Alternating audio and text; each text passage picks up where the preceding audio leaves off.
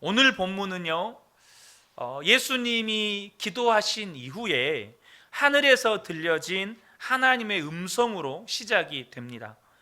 28절 말씀을 보겠습니다. 아버지여, 아버지의 이름을 영광스럽게 하옵소서 하시니, 예수님께서 기도하셨죠. 그 기도하시고 난 다음에 하늘에서 소리가 나서 이르되 이미 영광스럽게 하였고 또다시 영광스럽게 하리라 하시니, 이렇게 하늘로부터 하나님의 음성이 들립니다. 그리고 이 하늘로부터 난 이 음성은 예수님께서 말씀하시기를 예수님 자신을 위한 것이 아니고 그곳에 모인 무리들을 위한 것이라고 말씀하셨어요. 30절에 보면 예수께서 대답하여 이르시되 이 소리가 난 것은 나를 위한 것이 아니고 너희를 위한 것이니라 라고 말씀하시죠. 그런데 오늘 본문에 보면 참 놀랍게도 그곳에 모인 무리들 중에 태반이 하나님의 음성을 듣지 못합니다. 그렇죠? 하나님의 음성을 듣지 못해요. 하나님의 계시를 듣지 못할 뿐만 아니라 그것을 이해하지도 못합니다. 자, 29절을 보죠. 곁에 서서 들은 무리는 천둥이 울었다고도 하며 또 어떤 이들은 천사가 그에게 말하였다고도 하니, 분명히 하늘로부터 음성이 나서 하나님께서 내가 이미 영광스럽게 하였고 또다시 영광스럽게 하리라 라고 분명한 메시지를 주셨는데 태반이 그 음성을 못 들어요. 그리고 뭐라고 말씀하셨는지 이해도 못해요. 이것은 마치 사도 바울이 다메섹으로 가는 길에 예수님을 만나죠. 근데 그때에도 하늘에서 음성이 들리는데 사도 바울과 함께 간 무리들은 그 하나님의 음성을 듣지 못하는 현상과 매우 유사합니다. 사도행전 9장을 보겠습니다. 사울이 길을 가다가 다메섹에 가까이 이르더니 호련히 하늘로부터 빛이 그를 둘러 비추는지라 땅에 엎드러져 들음에 소리가 있어 이르시되 사울아 사울아 네가 어찌하여 나를 박해하느냐 하시거늘 대답하되 주여 누구시니까 이르시되 나는 내가 박해하는 예수라. 너는 일어나 시내로 들어가라. 네가 행할 것을 내게 이를 자가 있느니라 하시니, 상당히 여기에는 예수님과 대화하는 대화의 내용이 오늘 본문보다는 상당히 깁니다. 많은 대화가 오고 갔어요. 많은 내용이 오고 갔어요. 근데 7절에 보면 같이 가던 사람들은 소리만 듣고, 여기서 말하는 소리는 뭐냐 하면 하나님의 음성의 내용을 들었다는 게 아니고 오늘 본문처럼 천둥소리처럼 그냥 하나의 그냥 소리만 들었다는 거예요. 그냥 꽹가리 소리, 의미 없는 소리로 들었다는 거예요. 아무도 보지 못하고, 분명히 빛이 비추었었는데 그들은 보지 못했어요. 말을 사도 바울에게 있었던 역사들을 함께 가는 사람들은 듣지도 보지도 못한 거예요.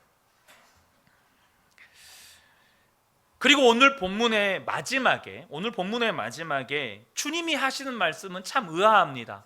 그런데 이 본문의 말씀이 무엇이냐면 이 땅에 예수님께서 오신 목적 가운데 하나입니다. 31절입니다. 이제 이 세상에 대한 심판이 이르렀으니 이 세상의 임금이 쫓겨나리라. 하늘로부터 음성이 들렸고 그 음성을 그곳에 있는 무리들은 듣지 못하였는데 주님이 하시는 말씀은 이 세상에 대한 심판에 이르렀으니 이 세상의 임금이 쫓겨나리라 라고 말씀합니다.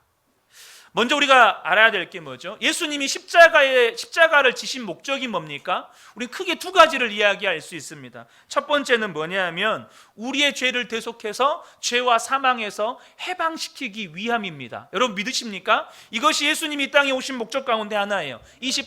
마태복음 20장 28절입니다.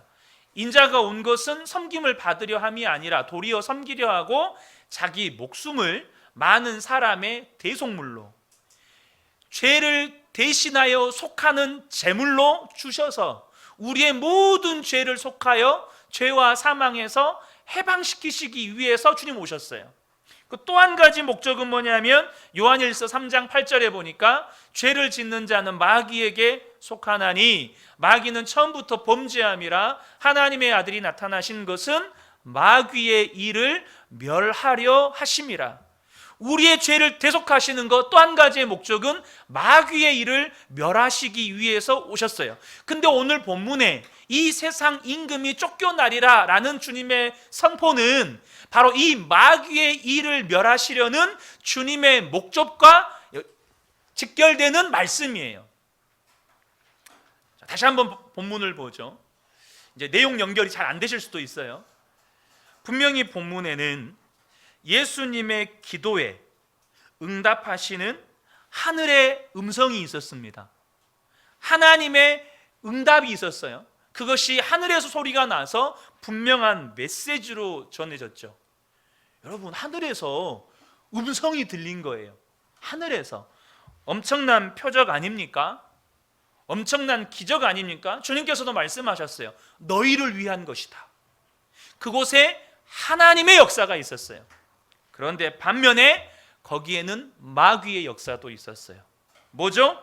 분명히 그곳 가운데 선명하게 하나님의 음성이 선포되었는데, 하나님의 말씀이 선포되었는데, 마귀의 역사는 뭐죠? 그것을 사람들이 듣지를 못하는 거예요. 그것을 사람들이 이해하지를 못하는 거예요. 무슨 말인지 이해되신가요? 하나님이 말씀하시는 역사, 하나님의 역사가 있는 반면에 마귀의 역사는 그와 반대로 바로 하나님의 말씀을 듣지 못하게 하고 하나님의 말씀을 이해하지 못하게 하는 마귀의 역사가 있었어요. 근데 주님의 선포는 뭡니까? 예수님께서 십자가에서 이루신 그 놀라운 구속의 은혜, 예수님께서 십자가에서 이루신 놀라운 사망 권세를 이기신 그 놀라운 구원의 역사로 인해서 이 세상이 심판받고 이 세상의 임금이 쫓겨나가게 될 거라는 거예요. 그 마귀의 역사가 우리의 삶에서 쫓겨나가게 될 거라는 거예요. 여러분, 아멘이십니까? 저는 저와 여러분의 삶에 하나님의 역사가 있고 그 하나님의 역사를 반하는 마귀의 역사가 있을 때 마귀의 역사는 쫓겨나가고 그 하나님의 역사를 경험하는 저와 여러분의 삶이 되시기를 축복합니다.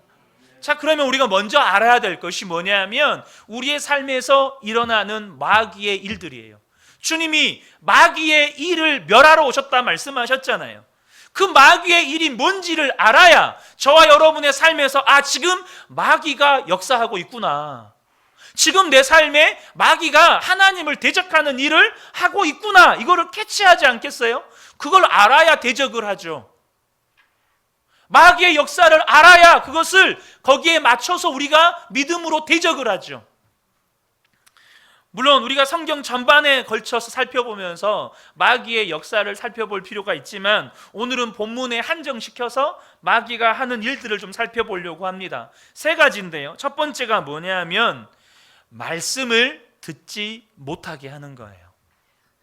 우리의 삶에 일어나는 마귀의 일이 뭐라고요? 말씀을 듣지 못하게 하는 것. 자, 29절 상반절 다시 보겠습니다. 자, 전제 하나님의 역사가 있었습니다. 하늘로부터 음성이 났고 그 음성은 단순히 그냥 사람들을 두렵게 하려고 하는 천둥소리 같은 게 아니었어요. 분명한 하나님의 메시지를 담고 있었어요. 그런데 놀라운 건 뭐죠? 곁에 서서 들은 무리는 천둥이 울었다고도 하며, 이게 무슨 말이죠? 분명히 하나님의 메시지, 내가 이미 영광스럽게 하였고 또다시 영광스럽게 하리라. 아멘. 하나님 말씀하셨는데 그 무리들은 뭘로 들어요? 그냥 소리로 듣는 거예요. 아까 앞서도 말씀드렸죠? 자, 이거 보세요. 그냥 이런 소리로 듣는 거예요. 그냥 소음으로 듣는 거예요.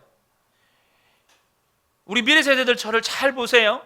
이 시간에 선포된 말씀이 말씀으로, 메시지로, 내용으로 들리지 않고 여러분의 귀에, 여러분의 마음의 소리로 들리면 그건 마귀가 하는 일이에요. 잘 들으셔야 돼요. 잘 들으셔야 돼요. 여러분, 집에서 부모님이, 엄마가 얘들아 밥 먹자라고 말할 때 그 말을 소음으로 듣는 친구 있어요? 어디서 시끄럽게 뭔 소리가 나네? 이렇게 반응하는 사람이 있습니까? 없어요. 뭐라고 반응하죠? 네 라고 반응하죠.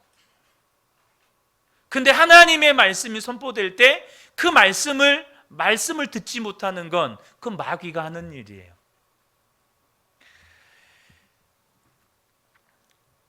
하나님의 말씀을 메시지로 전혀 듣지 못하고 그냥 소리로 듣는 거죠.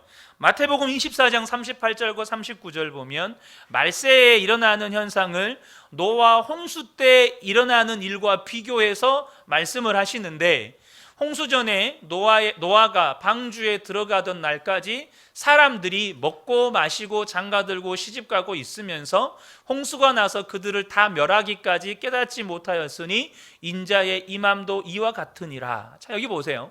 여기서 말하는 건, 저는 이 말씀을 읽을 때 단지 노아가 하는 말의 의미를 깨닫지 못했다 이전에 어떻게 들리냐면 전제가 있어요. 전제.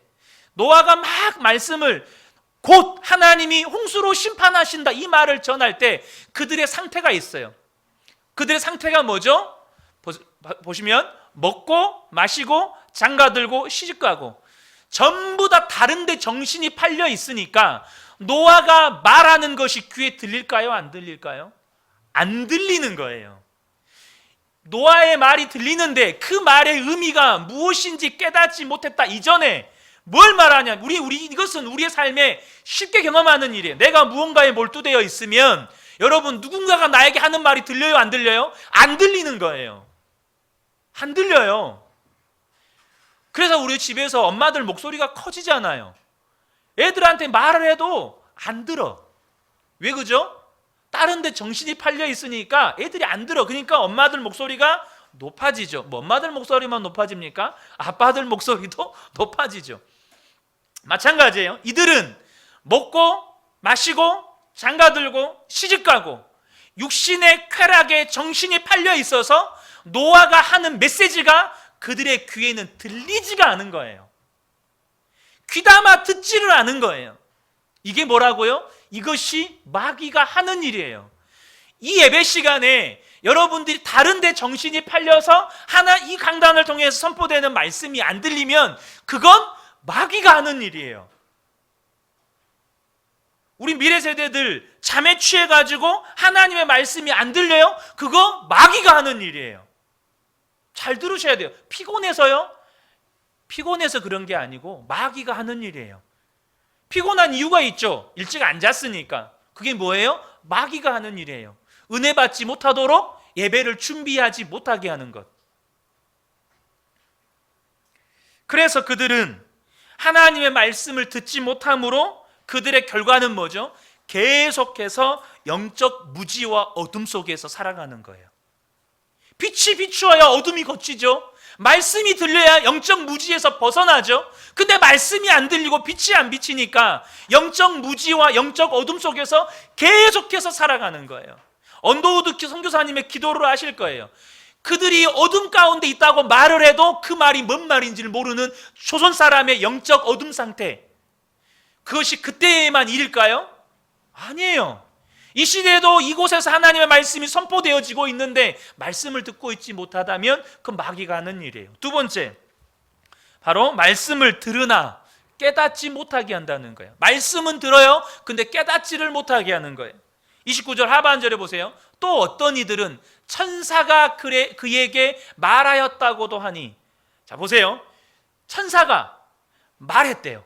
그러니까 이들은 어떤 그 메시지 형태로 말을 들은 거예요. 근데 하나님이 말씀하신 건 아니고 천사가 그에게 말한 거야 라고 이야기를 하죠. 그러니까 말씀을 온전히 들은 것도 아니고 온전히 깨달은 게 아니에요. 무슨 말인지 아시겠어요? 어떤 이들은 분명히 들어요. 근데 하나님의 말씀을 말씀대로 듣지 못하고 천사가 하는 말로 듣는 거죠. 말씀을 말씀대로 의도대로 듣는 것이 아니고 말씀의 일부만 듣게 하거나 혹은 말씀을 듣고 싶은 것만 듣게 하는 거예요. 이게 말씀을 말씀대로 듣게 하는 게 아니고 말씀을 하나님의 의도대로 듣게 하는 게 아니고 내가 듣고 싶은 대로 혹은 일부만 듣게 하는 거예요. 마태복음 13장 19절 보시면 이런 말씀이 있어요. 아무나 천국 말씀을 듣고 깨닫지 못할 때는 말씀을 듣는데 깨닫지 못해요. 근데 무슨 일이 일어나죠? 악한 자가 와서 그 마음에 뿌려진 것을 빼앗나니. 그래서 저는 이 말씀을 들을 때 사단이 다 뺏어가지는 않고 일부만 뺏어가요. 그러니까 말씀을 온전히 듣는 게 아니고 내가 듣고 싶은 건 그대로 간직해요. 내가 듣고 싶지 않은 건 마귀한테 다 줘요. 무슨 말인지 이해되십니까? 어떨 때 우리가 말씀을 의도대로 듣지 못할까요? 첫 번째 1차적으로는 우리가요 다른 것에 몰두되어 있을 때예요. 근데 여러분 보세요. 내가 지금 말씀을 듣고 있는 자리에서 말씀 앞에 서 있는데 다른 것에 몰두되어 있다는 것은 영적인 일에 몰두되어 있다는 말일까요? 육신적인 일에 몰두되어 있다는 말일까요? 두 말 할 것이 없어요. 말씀을 듣는 자리에 있는데 말씀을 듣지 못하고 다른 것에 몰두되어 있다는 말은 지금 육신적인 일에 몰두되어 있다는 거예요. 또 말씀을 말씀대로 듣지 못하는, 그래서 말씀을 말씀대로 듣지 못하는 두 번째 경우는 상처에 붙잡혀 있을 때예요. 상처에 붙잡혀 있을 때. 그래서 내가 듣고 싶은 말씀만 들어요. 칭찬하고 격려하고 위로하는 말씀. 주님은 우리를 칭찬하시고 위로하시고 격려하시는 분이십니다. 엘리야를 칭찬하셨고 격려하셨고 위로하셨어요. 근데 엘리야가 그 로뎀나무 아래에 있을 때 그래 힘들지야 계속 그 자리에 앉아 있어라 이렇게 안 하셨어요. 너 계속 그 자리에 앉아 있어도 돼. 얼마나 힘드냐. 주님 뭐라고 말씀하셨죠? 주님이 부르신 곳에 가서 엘리사를 세우고 또 아람 왕에게 가서 하나님의 말씀을 대언케 하시고. 근데 로뎀나무 아래에서 위로하실 때까지는 아멘이 돼요. 근데 엘리사한테 가라 하면 안 가요. 우리가 상처에 붙잡혀 있을 때 이렇게 되는 거예요. 하나님이 내가 원하는, 내가 듣고 싶은 말씀을 해주면 너무나도 감사해서 아멘이 되는데 그 자리에서 일어나서 이제 가자라고 말씀하시면 침묵한. 우리 지난번에도 이 말씀 나눴죠. 디모데후서 4장 3절과 4절. 사람들이 참된 진리는 들으려 하지 않고 오히려 자기를 즐겁게 해주며 마음에 듣는 말만 하는 선생들을 찾으려는 때가 올 것입니다. 그들은 진리의 귀를 기울이기보다는 거짓된 이야기와 가르침을 따를 것입니다. 제가 여러분들에게 광고드렸던 지금 그 기도회에서 한 강사분의 메시지를 들었어요. 이분 선교사님이세요. 선교지에서는요, 여러분 얼마나 그 선교지에서 그분들이 상처도 많고 아픔도 많겠어요. 여러분 그 부족 간의 전쟁, 또 식인 문화가 있는 부족들, 아프리카 이런 데 가보세요. 어렸을 때 눈앞에서 다른 부족에 의해서 자기의 아버지, 어머니가 칼에 찔려 죽고 목이 베어 죽고 이런 것들 본 애들이 있어요. 보고 자란 애들이 있어요. 또 그 아이조차도 발목이 잘려서 발이 없어서 발목으로 걷고 다니는 애들이 있어요. 그래서 예배 때 한 번씩 애들이 막 뒤집어지죠. 상처가 막 올라와서. 그런데도요, 하나님의 말씀 앞에 저 상처받았어요, 저 못해요, 이런 게 별로 없대요. 근데 한국은요, 뭐 말씀이 선포되면 저 상처받았어요, 저 마음이 너무 어려워요, 이런 게 너무 많대요. 한국은. 그분들 그 선교사님, 그 강사 선교사님 중에 하시는 말씀이 과연 우리가 한국에서 사역했으면 천국 갈 수 있었을까? 이렇게 말씀하시는 분들도 계세요. 우리가 한국에 있었으면 천국 갈 수 있었을까? 우리가 한번 말씀 앞에서 정직하게 우리 자신을 돌아보셔야 돼요. 자, 그러니까 말씀대로 듣지 못하니까, 그래서 말씀을 깨닫지 못하니까 어떻게 되죠? 하나님을 오해해요. 말씀을 말씀대로 듣지 못하니까 우리 사람 관계도 마찬가지예요. 그 사람이 말한 의도대로 듣지 못하면 어떻게 되죠? 그 사람을 오해해요. 마찬가지로 하나님의 말씀을 사단이 듣기는 하지만 깨닫지 못하게 만들어버리니까 내가 듣고 싶은 것만 듣고 혹은 내가 듣기 싫은 건 거부하게 만들고 깨닫지 못하니까 어떻게 되죠? 하나님과의 관계가 하나님을 오해해요. 하나님 어떻게 그럴 수 있어요? 하나님 진짜 너무하시네. 자, 세 번째입니다. 마귀가 하는 일 세 번째, 말씀을 믿지 못하게 하는 거예요. 자, 이것은 본문에서 좀 벗어나지만 37절입니다. 이렇게 많은 표적을 그들 앞에서 행하셨으나 어떻게 되죠? 그를 믿지 아니하니. 이런 표적들을 그들 앞에서 행했지만 안 믿었어요. 사도 바울이요, 아그리빠 왕과 베스도 앞에서 진리를 말합니다. 자기를 여기까지 인도하신 하나님의 역사를 말합니다. 근데 그때 이 베스도 총독이 뭐라고 이야기합니까? 24절만 이야기하겠습니다. 24절만 보겠습니다. 사도행전 26장 24절입니다. 바울이 이같이 변명하며, 이 변명이 뭐냐면 자신의 삶을 인도하신 하나님의 역사하심, 그 진리를 말할 때 그 진리를 들은 베스도는 뭐라고 이야기하냐면, 베스도가 크게 소리내어 이르매 바울아 네가 미쳤도다. 네 많은 학문이 너를 미치게 한다. 말씀 진리가 선포되어짐에도 불구하고 그 진리를 뭘로 받아들이는 거예요? 미친 사람의 소리. 그 진리를 미친 사람의 소리. 여러분 잘 들으셔야 돼요.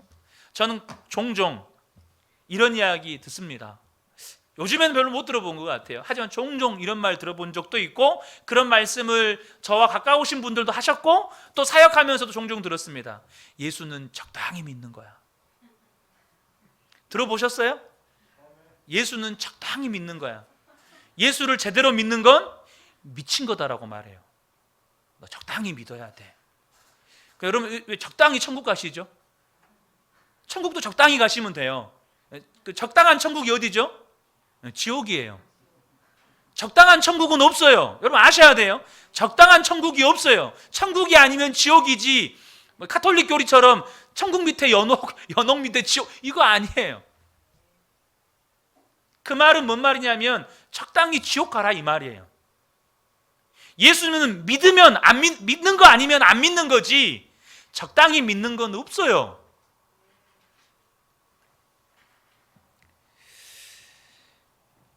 요한복음은 이것이 사탄이 하는 일인 것을 분명하게 말해요. 자, 요한복음 8장 44절 보죠. 너희는 너희 아비 마귀에게서 났으니. 자, 당시의 종교 지도자들을 향해서 예수님이 너희 아비 마귀에게서 났다.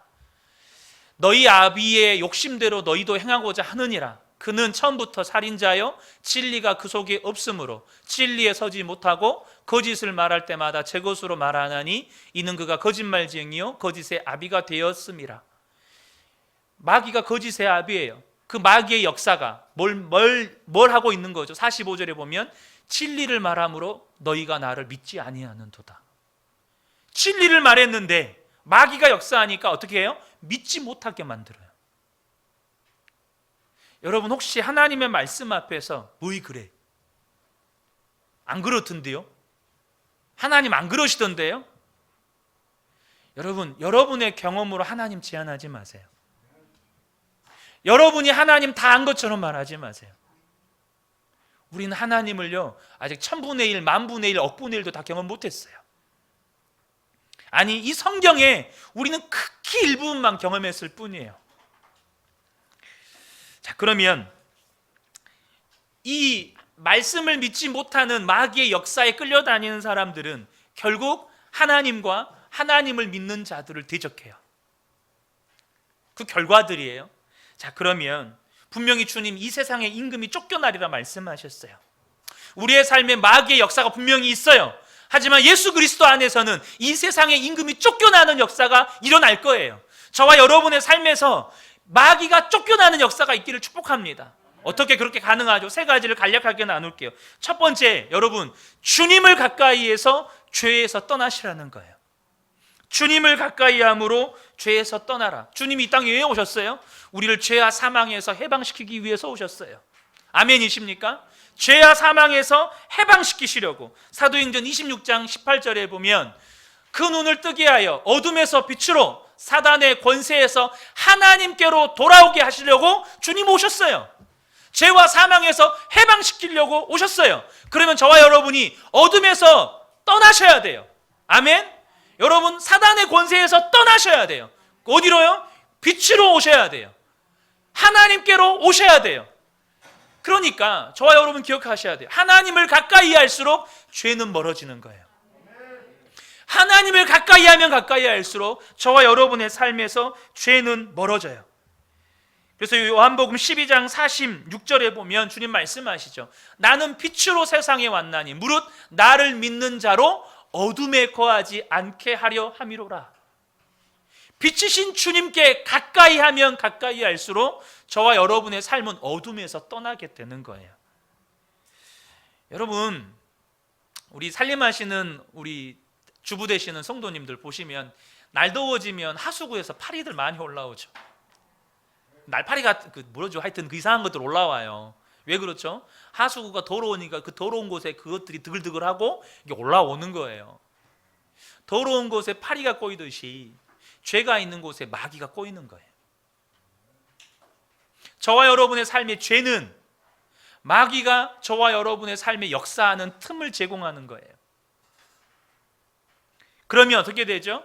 그 죄는 하나님과의 관계를 단절시키고 더 강력한 죄와 사망의 역사를 끌어와요. 반면 우리가 하나님을 가까이 하면 가까이 할수록 여러분 죄는 멀어져요. 요한일서 1장 5절에서 7절을 보면 주님 말씀하시죠. 우리가 그에게서 듣고 너희에게 전하는 소식은 이것이니 곧 하나님은 빛이시라 그에게는 어둠이 조금도 없으시도다. 하나님께는 어둠이 조금도 없으시대요. 근데 6절 보세요. 만일 우리가 하나님과 사귐이 있다 하고 어둠에 행하면 거짓말을 하고 진리를 행하지 아니함이거니와. 이 말을 잘 보세요. 하나님과 사귐이 있으면 어떻게 돼요? 어둠에서 행할 일이 없다는 말이에요. 정말로 하나님과 사귐이 있으면 어둠에 행할 일이 없대요. 자, 7절 말씀 보겠습니다. 그가 빛 가운데 계신 것 같이 우리도 빛 가운데 행하면 우리가 서로 사귐이 있고 그의 아들 예수의 피가 우리를 모든 죄에서 깨끗하게 하실 것이요. 주님과 사귐이 있으면 주님께서 우리를 모든 죄 가운데서 깨끗하게 하시고 어둠 가운데서 행하게 하지 않으신다는 거예요. 사랑하는 성도 여러분, 주님 바라봅시다. 날마다 주님 바라보면 우리의 삶에서 어둠은 떠나가고 죄는 멀어지는 거예요. 그러면 세상 임금이 당연히 쫓겨나가죠. 세상 임금이 우리의 삶에 역사할 공간이 없으니까. 세상 임금이 우리의 삶 가운데 역사하고 싶은데 더러운 곳이 없어요. 더러운 곳에 파리가 꼬이듯이 마귀는 더러운 곳으로 들어오는데 주님과 가까이 하여 내 삶이 빛 가운데 행하고 주님과 가까이 하여 내 삶이 죄에서 멀어지면 내 삶에 마귀가 역사할 공간이 없는 거예요. 자, 두 번째, 말씀과 기도에 전념하시라는 거예요. 요한복음 8장 44절에 여러분 마귀는 우리를 미혹할 때 거짓으로 미혹합니다. 여러분 아셔야 돼요. 마귀는 거짓말로 미혹해요. 아까 읽었던 말씀인데 요한복음 8장 44절에 마귀의 실체를 분명하게 드러내죠. 너희는 너희 아비 마귀에게서 났으니. 마귀가 어떤 자예요? 진리가 그 속에 없는 자, 거짓말쟁이고 거짓의 아비가 마귀예요. 그래서 마귀는 거짓의 아비이기 때문에 우리를 미혹할 때 거짓말로 미혹해요.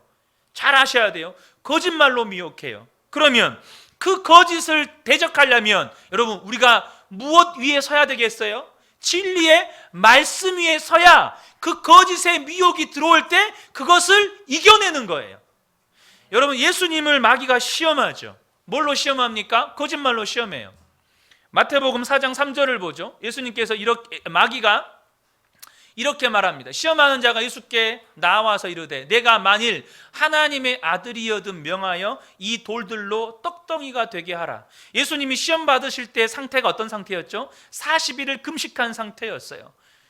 그래서 이제 먹을 것을 먹지 않으면 죽어요. 얼마 안 있으면 죽어요. 이 마귀의 핵심을 아셔야 돼요. 너 저거 먹어야 살아. 그러니까 너 떡 먹어야 살아. 사람은 육신에 떡이 없으면 죽어. 육신은 죽을 수 있죠. 근데 영혼은 안 죽어요. 예수님이 대적할 때 뭘로 대적하죠? 주님께서 진리로 대적하세요. 뭐라고 말씀하시죠? 사람이 떡으로만 살 것이 아니요. 사람은 떡으로 영혼이 사는 게 아니야. 오직 하나님의 입으로 나오는 말씀으로 산다. 그 거짓의 미혹 앞에 주님이 무엇으로 대적하시죠? 진리로 대적하시는 거예요.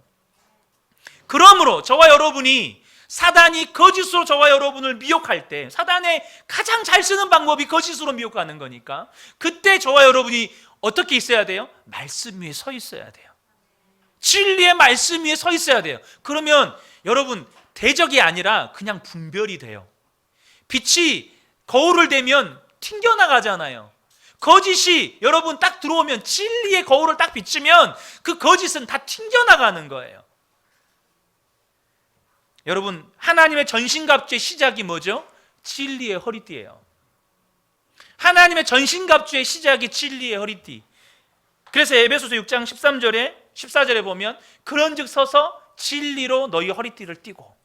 자, 그리고 또 한 가지가 뭐냐면 기도하는 거. 왜죠? 기도하는 것 자체가 영적 전쟁이에요.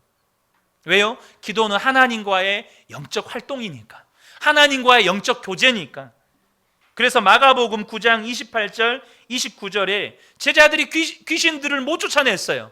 근데 주님이 뭐라고 말씀하시죠? 기도 외에는, 다른 것으로는, 기도 외에 다른 곳으로는 이러한 유가 나갈 수 없느니라. 기도하지 않으면 마귀하고 싸움에서 못 이긴다 이거예요, 쉽게 말하면. 그래서 주님이 겟세마네 동산에서 기도하시기에 앞서서 제자들에게 당부하는 게 있었어요. 제자들이 곧 시험당할 거거든요. 예수님이 잡혀가시면 제자들 시험당할 때 이겨야 돼요. 근데 주님께서 당부하셨죠? 마태복음 26장 40절 41절입니다. 41절에 뭐라고 말씀하시죠?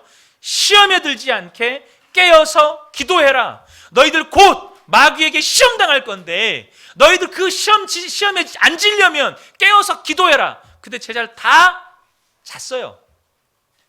한 사람도 예외 없이 다 도망쳤어요. 한 사람도 예외 없이 마귀의 시험에서 다 쓰러졌어요. 사랑하는 성도 여러분, 그러므로 저와 여러분이 말씀과 기도에 전념하셔야 돼요. 매일 말씀 먹으세요. 매일 성경 펴시고 매일 말씀 먹으세요. 여러분, 제 설교를 안 들어도 좋아요. 주일날 설교 다시 안 들어도 좋아요. 근데 매일마다 성경 펴서 여러분 스스로 말씀 먹으셔야 돼요. 우리 미래 세대들 매일 성경 펴서 말씀 먹으셔야 돼요. 그리고 매일 여러분 시간을 정해서 기도하셔야 돼요. 그래야 시험이 안 들어요. 자, 마지막으로 어떻게 세상 임금을 쫓아냅니까? 여러분, 성도와 연합하세요. 다른 지체와 연합하시라는 거예요. 주님은 주님의 몸된 교회에게 음부의 권세를 이기는 능력을 주셨습니다. 이것이 마태복음 16장 18절의 약속이죠. 음부의 권세가 이기지 못하리라. 그런데 기억하세요. 우리가 마귀하고 싸움은 홀로 싸울 때보다 함께 싸울 때 더욱 강력해요. 에베소서 2장 21절 22절에 보세요. 그 안에서 건물마다 서로 연결하여 주 안에서 성전이 되어가고 예수 그리스도 안에서 함께 지어져 가느니라. 우리가 함께 싸워야 이기는 거예요. 함께 싸워야 마귀를 이기는 거예요. 특별히 사탄과의 싸움에서 다른 지체와 연합하라는 말은 뭔 말이냐면 다른 성도의 도움을 받으라는 말이에요. 여러분, 우리는 혼자서 마귀하고 싸울 때도 있지만 싸우지 못할 때도 많아요. 혼자서 싸워서 패할 때가 많아요. 자, 에베소서 4장 16절을 보겠습니다. 주님 말씀하십니다. 그에게서 온몸이 각 마디를 통하여 도움을 받음으로 연결되고 결합된다 말씀하세요. 분명히 도움은 예수 그리스도세요. 근데 그 도움이 어떻게 나에게 오게 되는 거죠? 다른 성도와 연결될 때 주님의 도우심을 온전히 우리가 받을 수가 있는 거예요. 저는 그런 의미에서 우리 여자 성도님들이 이렇게 수요일 날이나 한 번씩 모여가지고 기도하시는 게 너무 귀하다고 믿어요. 연결되셔야 돼요. 야고보 사도도 이 부분에 대해서 이야기합니다. 야고보서 5장 16절에 이렇게 이야기합니다. 그러므로 너희 죄를 서로 고백하고 병 낫기를 위해서 서로 기도해라. 의인의 간구는 역사하는 힘이 많으니라. 함께 고백하고 함께 기도할 때 주님은 더욱더 강력하게 역사하신다는 거예요. 이게 너무너무 중요해요. 말씀을 정리하겠습니다. 여러분, 하나님의 역사가 오늘도 이 자리에 있습니다. 하나님의 역사가요, 하늘에서 소리가 났다는 게 아니에요. 하늘에서 하나님의 계시의 말씀이 임했다는 거예요. 이 시간에 하나님이 저와 여러분에게 말씀하세요. 이건 하나님의 역사입니다. 그러나 마귀도 역사예요. 어떻게 해요? 말씀 못 듣게 해요. 말씀을 말씀대로 듣지 못하게 해요. 들린 그 말씀이 안 믿어지도록 역사해요. 그러나 여러분, 주님께서 우리에게 주신 약속이 뭐죠? 이 세상의 임금이 쫓겨나리라. 그 모든 마귀의 역사가 우리 그 은혜 교회 안에서, 여러분의 삶의 현장에서, 여러분의 마음밭 그 심령 안에서 다 쫓겨나가기를 예수 그리스도 이름으로 축복합니다. 어떻게 우리가 마귀의 역사를 다 쫓아냅니까? 세 가지는 않았어요.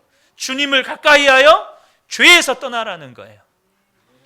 날마다 하나님의 말씀과 기도에 전념해 가시라는 거예요.